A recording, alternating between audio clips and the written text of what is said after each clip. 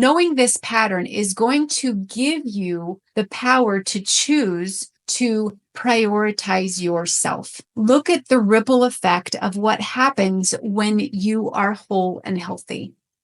And if you are hurting, if there are negative emotions that you're holding on to that are heavy, that are weighing you down, if you're suffering with depression, anxiety, grief, or recovering from divorce, or recovering from addiction, these are heavy things.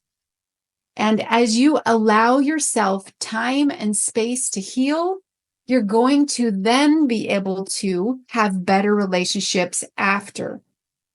It doesn't mean that you shun everyone in your life and tell them to get away and that you hate them, but it can give you permission to allow yourself to be like a butterfly going into a cocoon. I noticed this in my own healing journey that I needed this time. There is in the scriptures, like it says, a time to heal.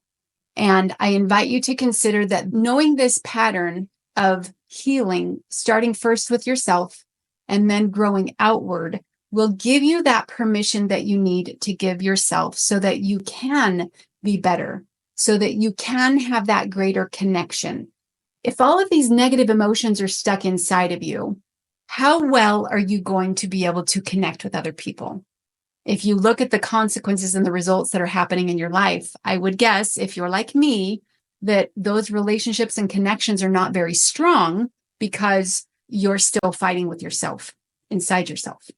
That's the power of figuring out your relationship with yourself. Allowing yourself the time and space to go into your butterfly cocoon will give you permission, knowing that you are going to be able to come out of that transformed. You are going to be able to come out of that having the capacity to build stronger relationships. Building relationships and having your 6 chemical needs met is a process, a step-by-step process that begins with taking care of yourself, allowing yourself the time and space to heal, of going into your cocoon. What this looked like for me was, unfortunately, putting my kids in front of the TV. I didn't have any other choice. I was broken.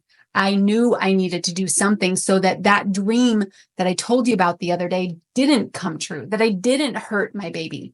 I had to, it was an emergency.